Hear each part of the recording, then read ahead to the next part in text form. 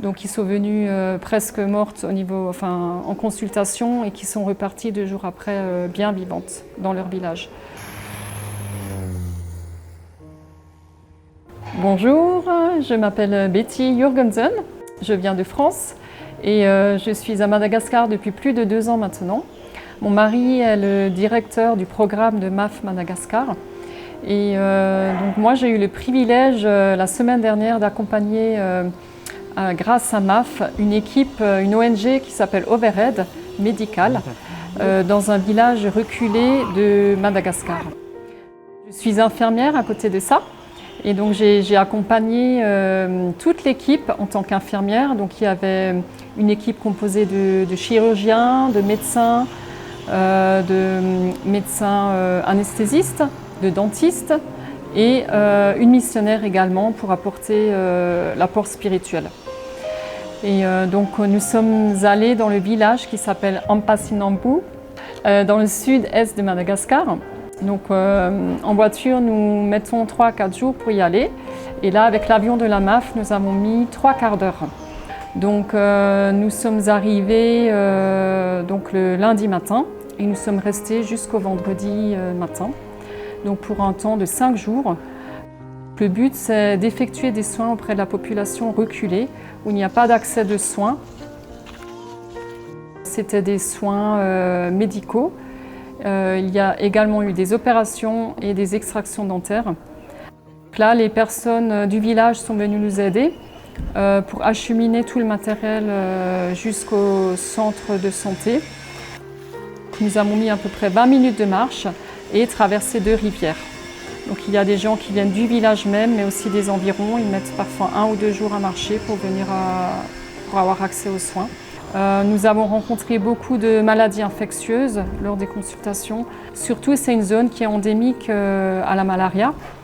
Donc là, il y avait un jeune homme qui est venu de 15 ans, qui venait de faire une crise convulsive et qui était inconscient.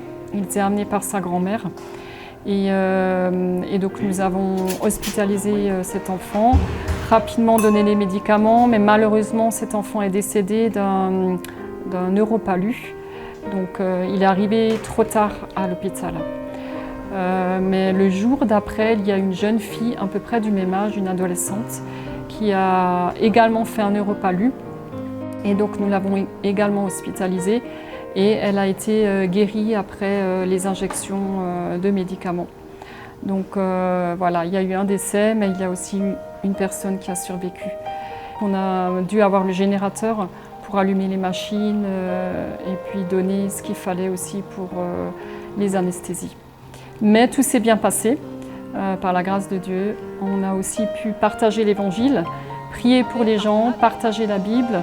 Et c'est à travers les missionnaires qui sont présents, nos témoignages, qu'on peut vraiment être à l'écoute, prier pour les gens et leur redonner de l'espoir pour leur vie sur place. Alors pour moi, c'était une expérience très, très forte. C'était toujours un rêve dans ma vie que je voulais faire. Et avoir cette expérience avec MAF et voir aussi l'impact de MAF sur place. Et j'ai vraiment pu voir à travers tous les témoignages que j'ai entendus, les vies qui ont été sauvées, j'ai pu voir combien MAF était importante sur la vie des personnes, que ce soit sur la vie physique mais aussi spirituelle.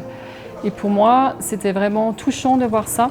C'était vraiment beau de voir aussi des personnes qui sont tellement ravies et contentes de recevoir la parole de Dieu. J'ai vu des personnes sauvées in extremis, donc qui sont venues presque mortes en consultation et qui sont reparties 2 jours après bien vivantes dans leur village. Et pour moi, ça a eu un impact important parce que voilà, je vois que le travail est important, que la moindre petite goutte qu'on peut apporter l'aide, l'espoir et la guérison là où on va.